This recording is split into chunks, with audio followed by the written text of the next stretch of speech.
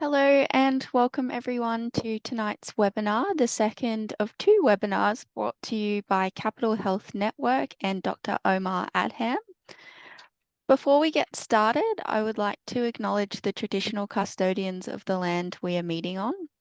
I acknowledge and respect their enduring culture and the contribution they make to the life of this city and this region, and I pay my respects to their elders past, present and emerging.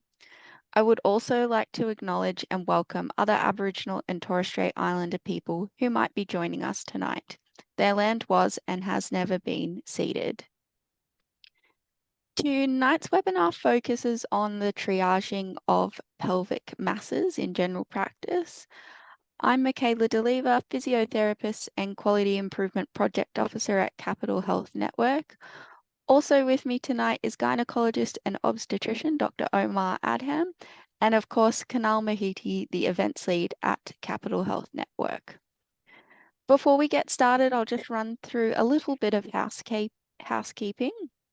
So all participants in the meeting tonight have been muted, so please address any questions that you have in the Q&A section, not in the chat box of the side panel of your Zoom window.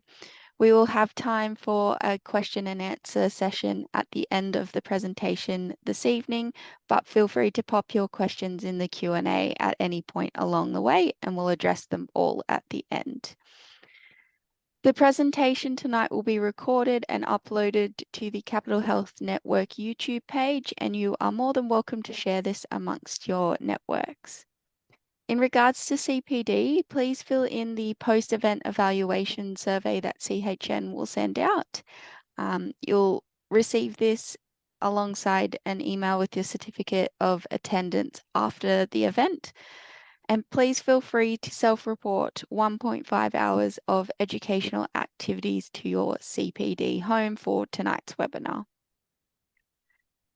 Before we get started, I'd also like to highlight the Health Pathways website, which has guidelines and advice on the treatment and investigations of many conditions, including pelvic pathologies. If you'd like to access the web page, the login is together and the password is for health. Health Pathways are a reliable source of up-to-date clinical and referral information that is localized to the Canberra region. Your feedback is invaluable to keep the pathways updated and reflective of our local health environment. So you'll find a feedback tab at the bottom of every pathway, and we encourage you all to use them. I'd now like to welcome our speaker for tonight, Dr. Omar Adham.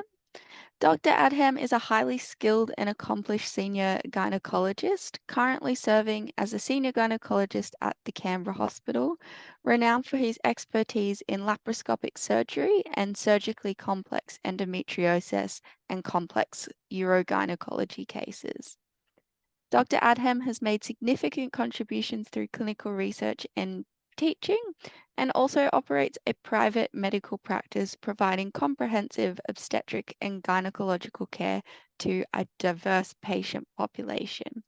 Please join me in welcoming Dr. Omar Adham. Thank you, Michaela. Thanks everyone for tuning in tonight. I hope all of us, including myself, will learn something out of this presentation. So I thought we'd talk about a common scenario that is shared amongst our general practitioners and also the gynecologists, which hopefully will be able to address the triaging of pelvic masses. So just an introduction that this is an issue that's routinely encountered and poses a diagnostic and management challenges for both ourselves and the general practitioners. The focus will be more on ovarian masses and ovarian cysts, and the majority of those are benign and may not require active intervention. A small proportion of those ovarian tumors may harbor malignancy, which obviously requires timely and appropriate surgical management. We also will work through the differential diagnosis for pelvic masses, as some of those are gynecological and others are non-gynecological sources. It's important for us as clinicians to be aware of the differential diagnosis and also understand the significance and the limitations, the accuracy of diagnostic techniques available to us. So the purpose of triaging these adnexal masses is to differentiate benign from malignant, also to develop a suitable management strategy, and subsequently facilitate a referral to a gynecologist or a urogynecologist, a gynecologist accordingly. The things we should consider when you triage is looking at the epidemiological risk factors, genetic risk factors for those patients, and an evaluation of the clinical symptoms, as well as a clinical examination. And most importantly, careful selection and interpretation of the available diagnostic tests that we choose. So when a malignant or a clinically suspicious pelvic mass is encountered, and we will address this shortly, it's the view that a preoperative consultation with a gynecological oncologist is important. So towards the end of the, once we establish a working diagnosis, if there's a high index of suspicion or malignancy is confirmed, you're really best to refer to a local gynecological oncologist, as they will provide a realistic explanation of the cancer risk. Equally, they will detail the potential extent of the surgical procedures, as these can be quite complex and may involve bowel and renal tract as well. Having a malignant pelvic tumor operated on by a gynaecologist reduces the likelihood of reoperation for unstaged or incompletely cytoreduced malignancies.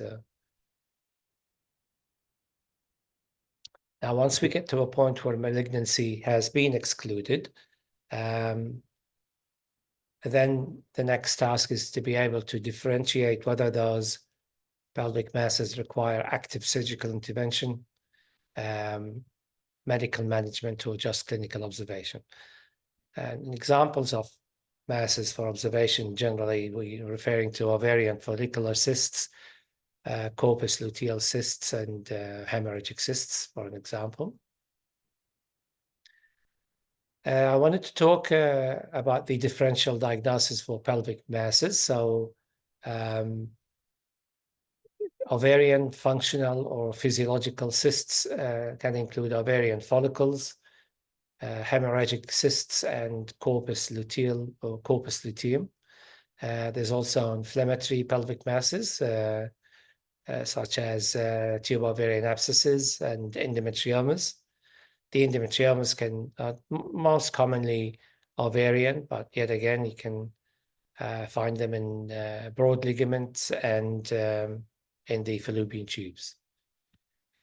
Other benign conditions, such as paratubal, paraovarian cysts, hydrosalpinges, pyosalpinges, ectopic pregnancy, as we all know, and polycystic ovaries.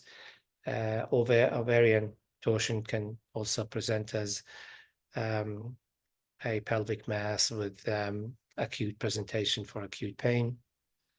And then 1 or 2 also include the gynecological neoplasms. So I divided those into benign to the left of your screen and malignant to the right. Benign ones start with germ cell tumors, such as mature cystic teratomas or dermoids. Sex-cord stromal tumors, so these are fibromas, so ovarian fibroids and thecomas. And then we have the most common, which is epithelial and the likes of serous adenoma, mucinous adenoma, and Brenner's tumor. For malignant ovarian neoplasms, germ cell tumors include dysgerminomas, immature teratomas, yolk sac tumor, choriocarcinomas, and sex cord stromal tumors, the likes of granulosa cell tumor and fallopian tube carcinoma, which is fairly rare.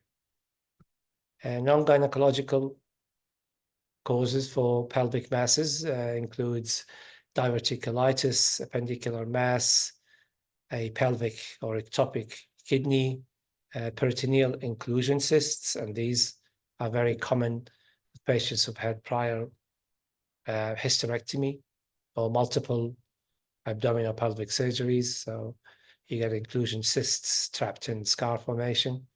Pedunculated fibroids, most of those are uterine, serosal pedunculated fibroids.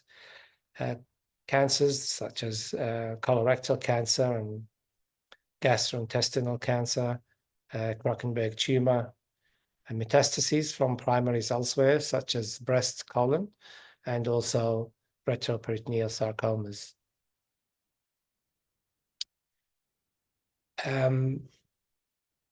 The functional or physiological ovarian cysts, I thought I'd touch base on those. They generally arise from unruptured follicles or corpus luteum. They typically undergo spontaneous resolution. If there was an internal hemorrhage, then that may delay resolution. They are very common in the pre-menopause reproductive age and also in younger girls, and they are uncommon in postmenopausal women. The next thing I want to do is talk about the investigations, available investigations. And also touch base on the management of an ovarian mass.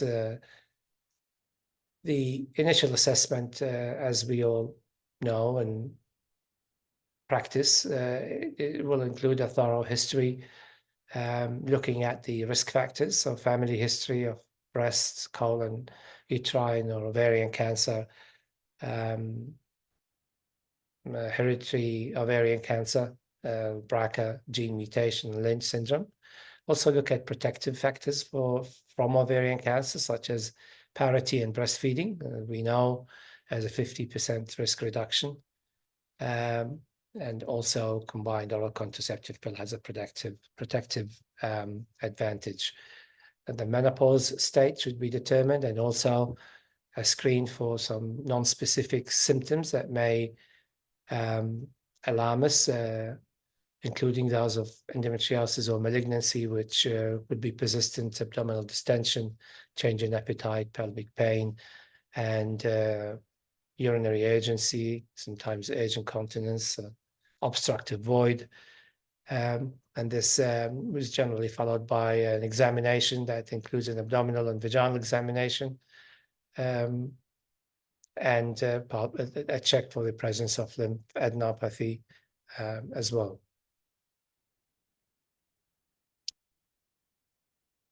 So investigations, we have two groups, imaging and also tumor markers. So I'll start with the available imaging techniques and talk about their sensitivity, specificity, and also the applications. The transvaginal ultrasound remains the gold standard for evaluation. It looks at the mass, the ovarian mass, the size, the characteristics of the mass, such as cystic or solid or both. It also evaluates the complexity of the mass. So it looks at internal septation and solid papillary projections. It checks for the presence of ascites, which substantially increases the specificity of diagnosing ovarian cancer. An advanced ultrasound is the ultrasound combined with Doppler flow. The Doppler flow targets or establishes whether or not there's a clinically significant blood supply to solid components of the ovarian cysts, and we'll talk about the relevance of that shortly. The ultrasonic characteristics of simple cysts are pretty clear. It's an anechoic mass. It is smooth, very thin-walled, and it has no mural nodules or septations. And I've got some images towards the end. We'll go through those together. So the aorta group analysis, it's the International Ovarian Tumor Analysis Group. They've developed a list of characteristics for benign and malignant masses, and the rules apply to, or it's mainly utilized in premenopausal women. Similar characteristics to the mass are also used in the risk of malignancy index. So this group analysis divides it into B rules and M rules, B for benign and M for malignant. And we'll go through those characteristics in the next slide. Any patient with an M obviously should be referred to a gynecologist. The presence of ascites, as I mentioned, has a positive predictive value of 95% if it was present, and that's for ovarian cancer. The overall sensitivity and specificity of the aorta group analysis is about 91 to 95%. The characteristics for the benign includes unilocular cysts, so one loculi. Presence of solid components, where the largest solid component is to measure below 0.7 centimeters. So the size of the solid components, the larger they are, the more it points toward malignancy. And the presence of acoustic shadowing. Acoustic shadowing occurs when the sonographic beams travel through clear cystic fluid. They create those artifacts. They are also smooth, multilocular tumors with the largest diameter below 10 centimeters. And there is no blood flow to those cysts or the solid components within those cysts. The malignant rules, they are irregular, solid tumors. Ascites is present. There's at least 4 papillary structures. They are irregular, multilocular solid tumors.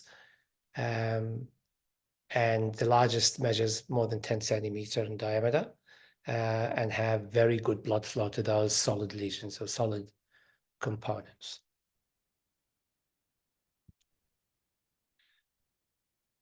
We've talked about ultrasound, and we'll touch base about CT scans and MRIs, because it's not uncommon that we encounter referrals from GPs with a CT scan being done as an incidental finding. There's a cyst and the referral comes in with no ultrasound imaging. So the masses, ovarian masses, can be seen by CT and MRI. They are typically done when the test has been ordered for another issue. We just need to remind ourselves that an ultrasound, particularly transvaginal ultrasound, is very important, as it, again, gives us a lot more information about the characteristics of the mass. And we know, looking at the Cochrane database, where the evidence points toward no improvement in sensitivity of specificity when utilizing CT and MRI compared to transvaginal ultrasound in detecting ovarian cancer. The MRI is particularly useful in assessing very large cysts, so that are difficult to evaluate on a transvaginal ultrasound. So these are, 25, 35, 40, or 50 centimeter cysts. Occasionally an MRI is used in the initial evaluation setup. Now we'll get to talk about serum tumor markers. So the serum CA125 is the most commonly utilized. It is a serum glycoprotein antigen. It's elevated in 50% of early stage ovarian cancer in general, 80% in epithelial. So the pickup rate is higher in epithelial cells. The advantages of it is it's a non-invasive, reproducible, and relatively inexpensive test. I want to talk about the role of the CA125 in premenopausal women and postmenopausal women. In premenopausal women, we generally would only request it if the ultrasound suggests malignancy. If it's a simple cyst, we will not do that. And the reason is that it's unreliable in premenopausal women for differentiating benign and malignant masses. So a CA125 over 35 gives a sensitivity and a specificity for ovarian cancer that's less than 80%. And that's not acceptable.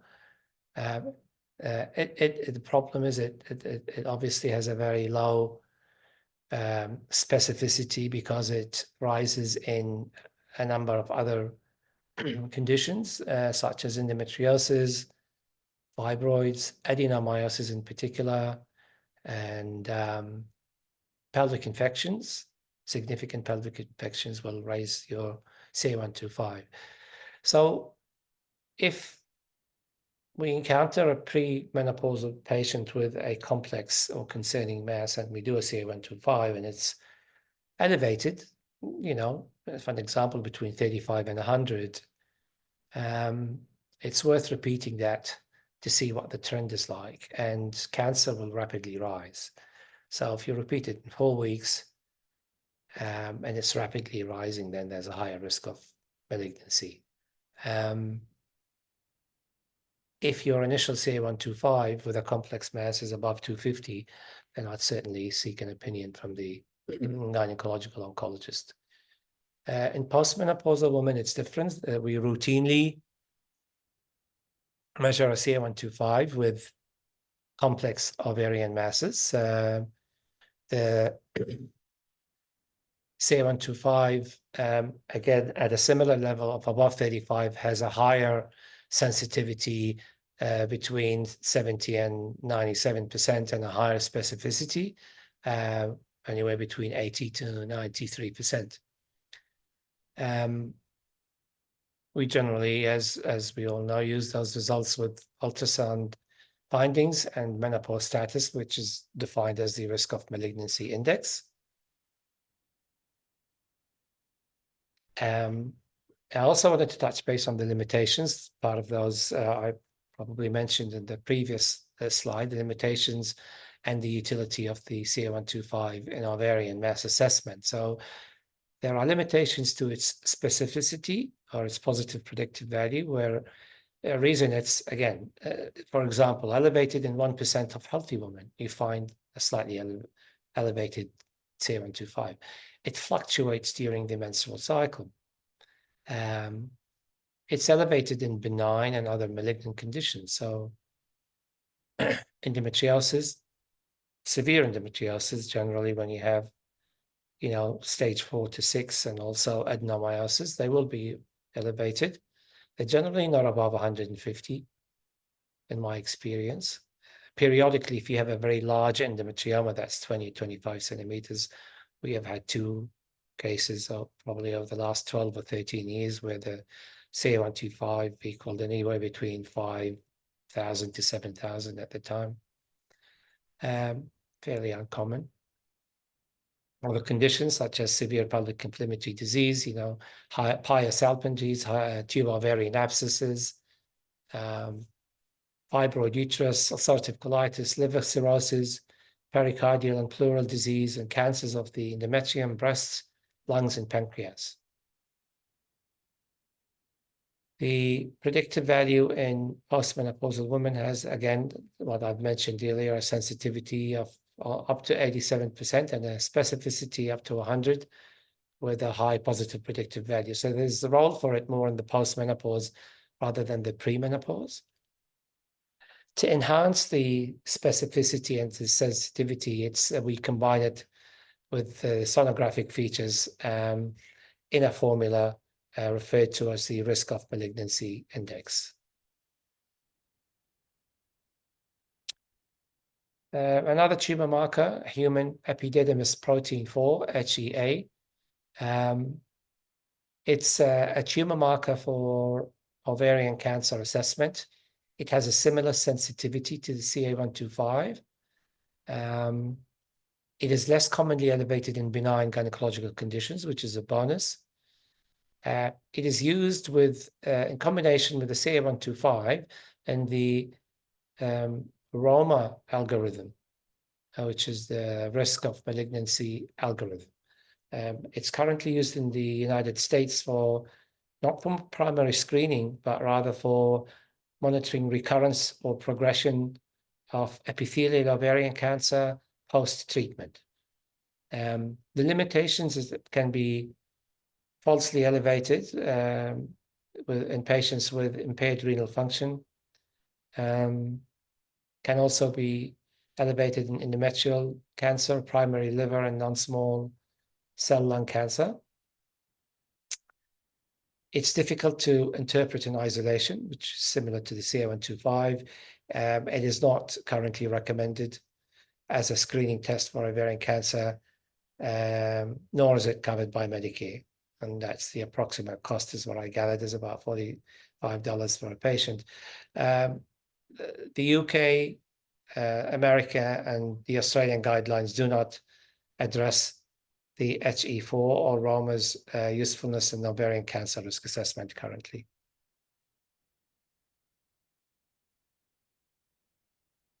The other biochemical markers for ovarian masses include alpha-fetoprotein, HCG, and the LDH. These play a role in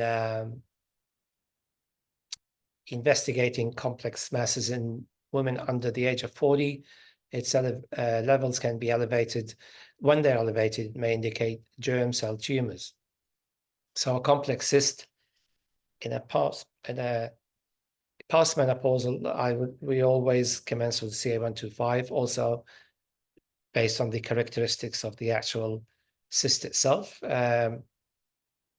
These tumor markers are standardly ordered in premenopausal women with complex ovarian cysts. CEA and CA199, they are commonly ordered for investigating ovarian masses, even though the application to clinical practice is unclear. They are not discussed in our guidelines nor in the UK guidelines. They are both non-specific and can be elevated in benign and malignant non-gynecological conditions. The CA199 might be useful in assessing mature cystic teratomas, but its effectiveness in differentiating that from ovarian cancer is still to be studied. It's unclear. The CEA may be an independent prognostic factor for mucinous ovarian cancer, and that's particularly if it was elevated prior to treatment.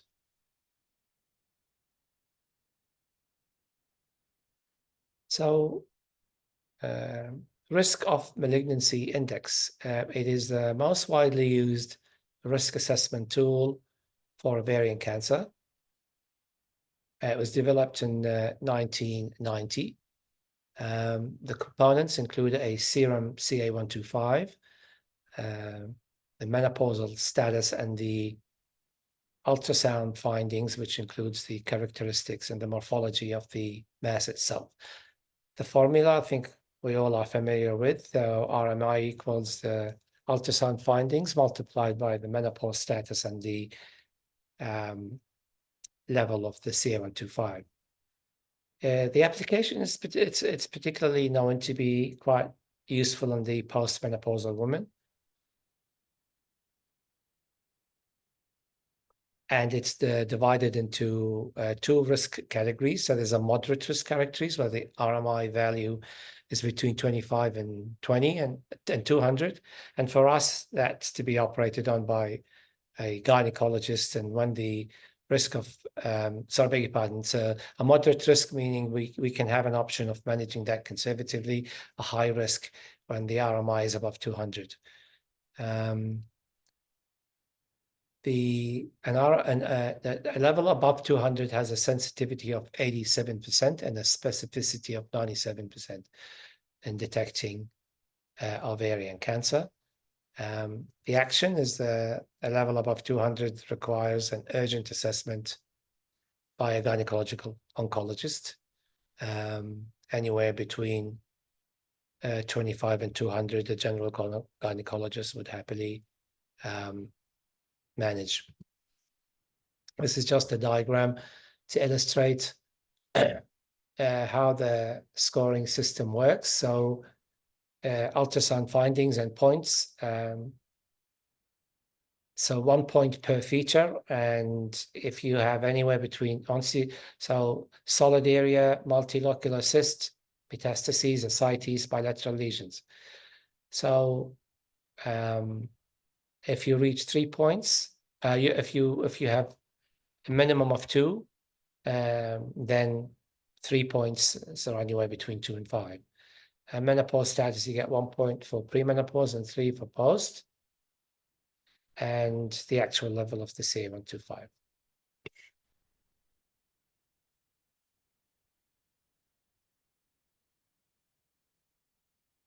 There are 3 management approaches for ovarian masses. So the 3 main forms include a conservative approach, that's, for functional, small, simple, and asymptomatic cysts in premenopause or postmenopause.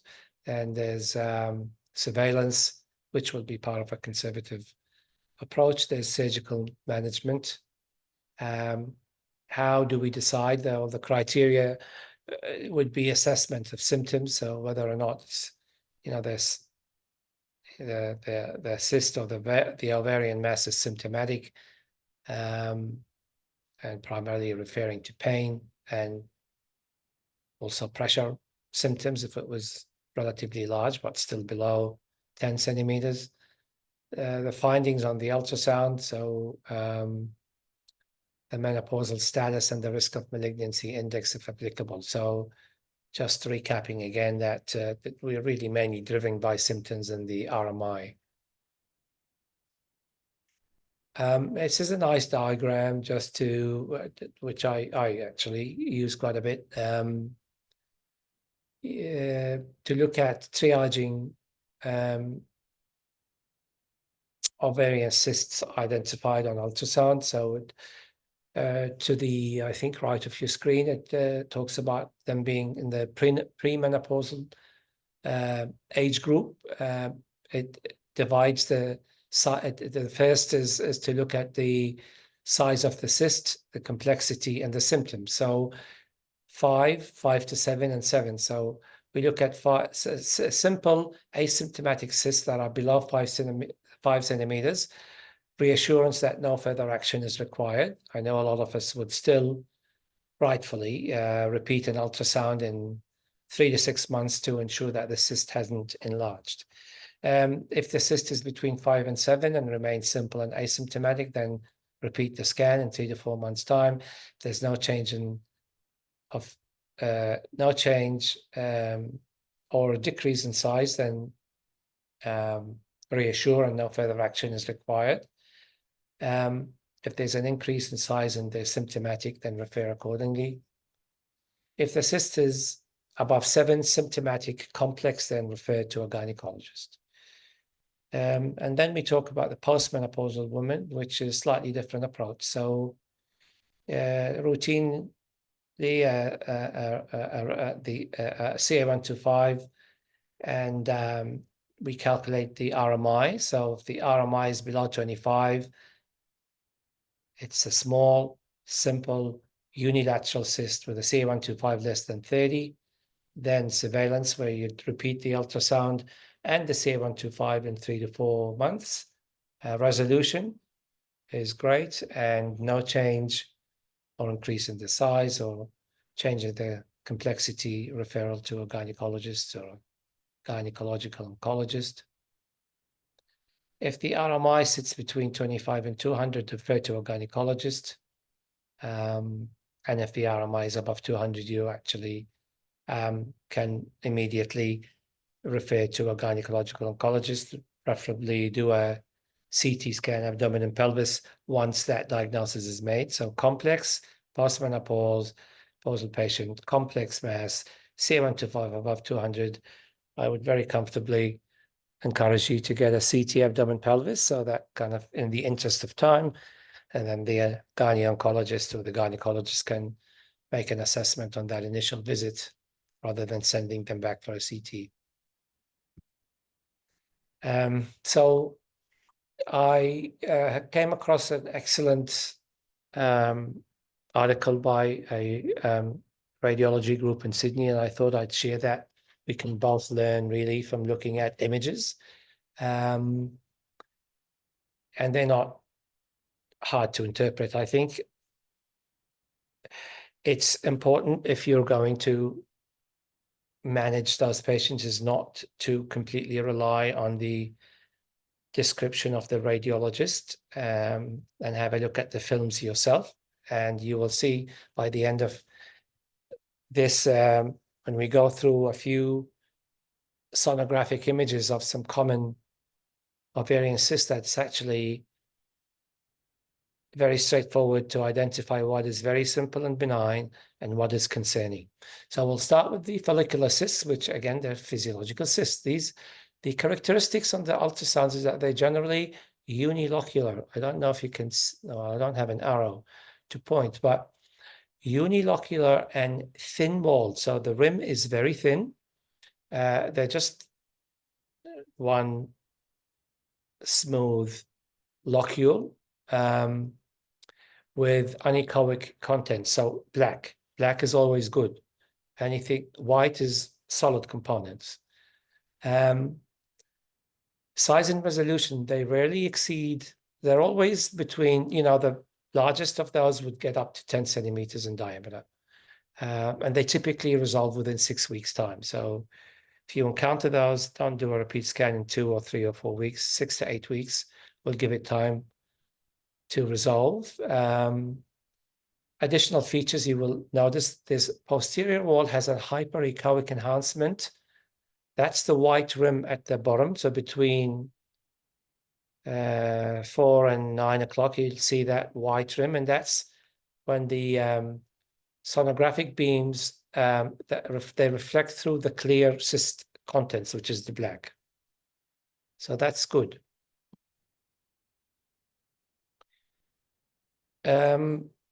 Corpus luteal cysts. So we'll talk, and then I'll show you a couple of images. So talk about the sonographic features of those. The corpus luteal cysts are formed after rupture of a mature graphene follicle. They are thick-walled hyperechoic cysts. So remember, a simple is a paper-thin wall. These are thicker. They demonstrate peripheral circumferential blood flow, known as the ring of fire. I think most of us would have heard about that. So when you have a good quality ultrasound, they will demonstrate an image of the cyst itself, and then they will do some Dopplers to demonstrate the ring of fire, which is a lot of fireworks around the peripheries of that. Some of those will show areas of internal hemorrhage, and it's often referred to as a spider web-like appearance, which we will see shortly.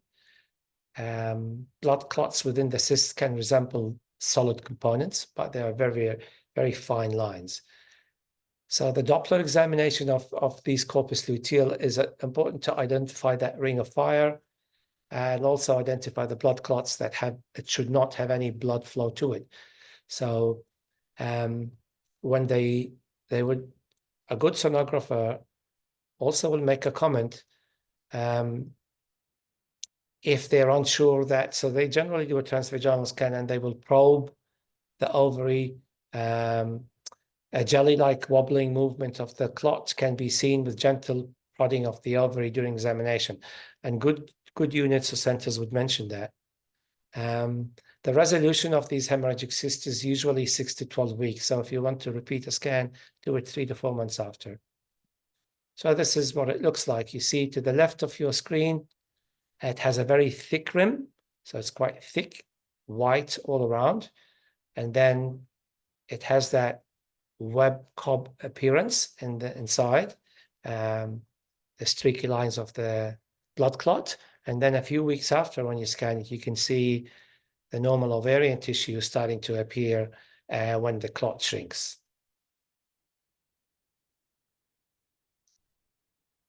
Para-ovarian cysts are also easy to identify on the images. You can see where the crosses is the normal ovary, and to the right of it, the smooth,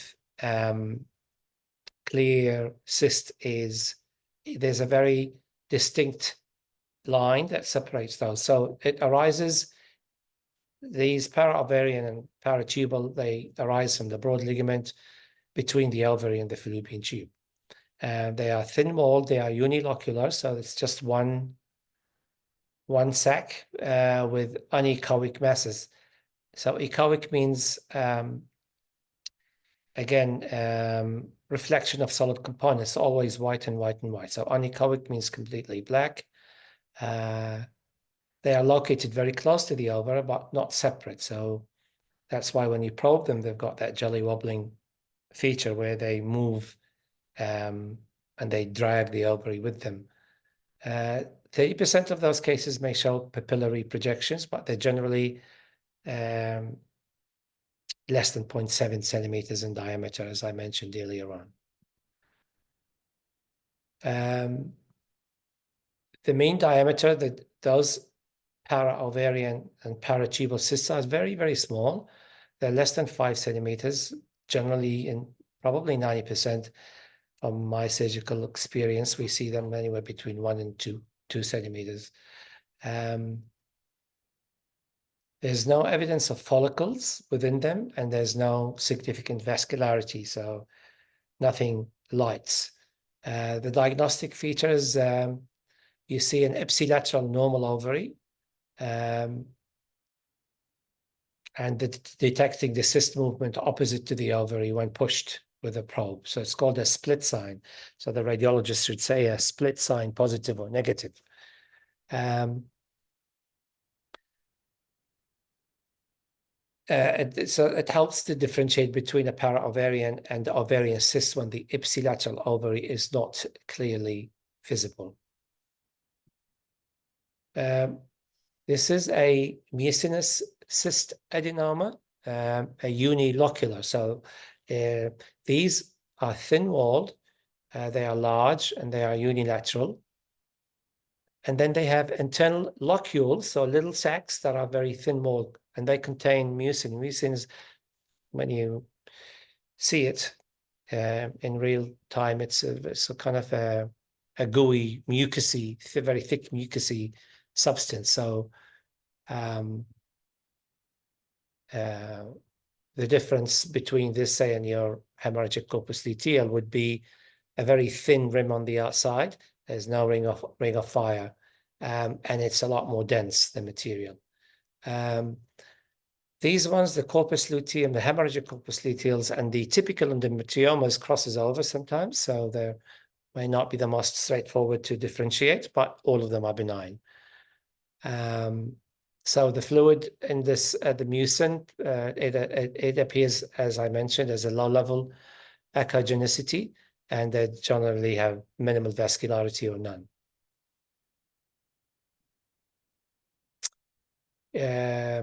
Dermoid cysts. These are benign germ cell tumors, as we all know. The ultrasound is very good at diagnosing those and excluding them. They have cystic architecture and unilocular in most cases. So the appearance is a mixed echogenicity. So you have, loculation and then artifacts. And that's because it has fat and bone and some fluid in it. Rocky Tansky nodule is a hyperechoic mural nodule with floating hair in low density fluid. And the slide A demonstrates that. The bright echoes and sharp acoustic shadows are from hair and teeth. So that's in slide B. So slide A, you will see that big blob in the middle. That's the Rokitansky nodule. In B, you will see bright echoes and sharp acoustic shadows. So all those streaky whites, that represents hair and some very fine bony fragments. The third one is an unusual presentation of dermoid with what we describe as floating balls, so hyperechoic intracystic fat balls. Don't see many of those. Very common, we encounter those, particularly in your world. So endometriomas. Remember, in the future, when you look at those, there are typical and atypical endometriomas. The atypical endometriomas are very concerning because a large percentage of those, particularly in post-menopause women, are epithelial ovarian cancer. So the ultrasound is very good at diagnosing typical, which is fairly straightforward. And the typical endometriomas are generally in the reproductive age patients, so premenopausal women. It is always unilocular. It has low-level echogenicity, which is old blood in the cystic cavity, referred to as the ground glass appearance. So you can see that, and you won't forget that. It's the most typical feature of that. Now, it's not that hard to look at an atypical endometrioma, as you see that. It's got solid papillary projections, and it should not have that. So these atypical, it could be debris within the cyst. It can give the impression of a unilocular solid lesion, so multiple locules with solid papillary projections. You can see that the one to your right has 3 septum, dividing it, giving that impression of 3 loculations, and the right has 2. So these should be really looked at very carefully. A second opinion, RMI, and a referral to a gynecologist pretty much immediately. And then I wanted to show a couple of images for primary ovarian cancer in early stage. This was stage 1, stage 1A. So, and then we'll show you later stage disease. Now, and this has a lot of solid component. You see that at the bottom between 3 and 9 o'clock. That's solid with multiple papillary projections that are quite large. And sometimes the tumor is purely solid. The critical part of this is to recognize that there's a lot of blood flow to those lesions. They're very vascular. In this, sometimes it's a bit tricky to differentiate it from borderline ovarian tumors. And that's when an MRI will come in and also either biopsies, so laparoscopic guided biopsies, just to differentiate, to be able to preoperatively plan surgical treatment. So when you move and look at this one, it's a lot more angrier. This is an a later stage advanced primary ovarian cancer. You can see that is generally multilocular, very high proportion of solid component. It's almost occupying 65 to 70% of the entire ovary. It is frequently associated with ascites and has metastatic features. So you'll pick up some secondary metastasis in the peritoneal surfaces. Omentum will be generally involved, areas in the abdomen and the pelvis, and there's a significant vascular supply with high color Doppler across. And that completes the presentation. I hope everyone had enjoyed that, and I think I'm happy to take questions. Thank you so much, Dr. Adham. We've already got a couple of questions sitting here in the Q&A box, so we might just jump straight in. The first one is, are women more at risk if they smoke, take drugs, or drink too much alcohol? And are they also at more risk if their parents or grandparents have had ovarian cancer? So there haven't been any well-powered randomized controlled studies to look at quantitating alcohol and risk of ovarian cancer, but we know there probably is a weak link between alcohol consumption and smoking. That is yet to be quantified, I suppose, in a way. Family history, for sure, yeah, that's if you look at the national guidelines for ovarian cancer, the first-degree relatives with ovarian cancer puts the next generation at a slightly increased risk. Also, genetic mutations such as or oncogenic genes such as BRCA1 and 2 are well recognized to significantly increase the risk of ovarian cancer in the next generation. Thank you. The next question is there a connection between antidepressants and antipsychotic medications and ovarian cancer? What do you think causes it? Not to my knowledge, unless the person asking has come across some new studies, but I am unaware of that. Yeah. Thank you. And the last question we have at the moment is, if women are overweight, are they at more risk of ovarian cancer, and can stress cause this? Again, no studies to alert us to that potential link. I think one of the recognized risks is the prolonged exposure to estrogen, so late menopause, nulliparity, polycystic ovarian syndrome, morbid obesity. These common sensibly are risk factors. There's no current recommendations, as most of you know, there's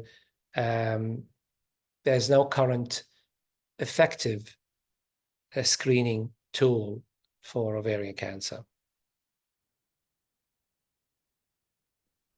Thank you. We've got one more that's just popped in. It says, what is the best pathway to refer suspicious ovarian masses to Canberra Hospital?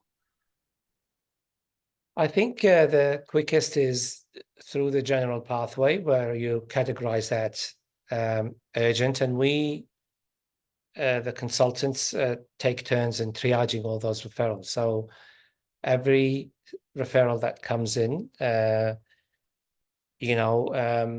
all allocated to a particular consultant for a week, and we look at those based on the information. We will triage it as to obviously category 1, 2, or 3. These are all category 1s. It again depends on, if you, in the interest of time and your patients, again, the message is get a good quality ultrasound, get a CA125, and we will do the same. We will look at these and triage those masses. So if you have a complex mass with a rising CA125, particularly in postmenopause, get a CT abdomen and pelvis, and refer them immediately, and we will, they're generally seen within 4 weeks' time.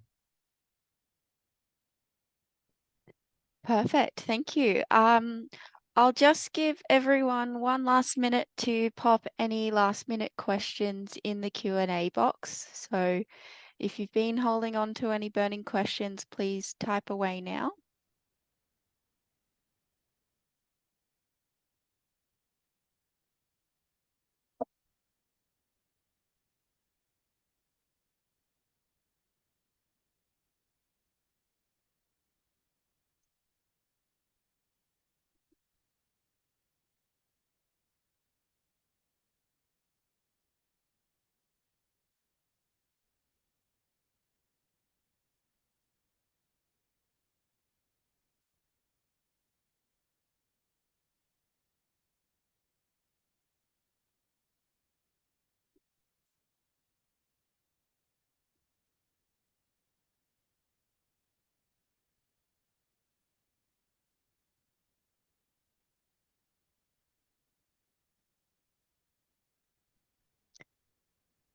Okay, so if we don't have any last minute questions, we might wind things up for this evening. A big thank you for everybody for attending tonight, and a special thank you to Dr. Adham for such an excellent presentation this evening. Just a reminder for everybody, evaluation surveys will be sent out shortly. So please fill in the post-event evaluation survey so that CHN can email you a certificate of attendance after tonight's event. And remember to self-report your 1.5 hours of educational activities to your CPD home. Resources, presentation slides, and YouTube recordings will all be emailed out to participants who complete their evaluation. But otherwise, that's it from us this evening. Right. Thanks very much, and thanks for tuning in. We'll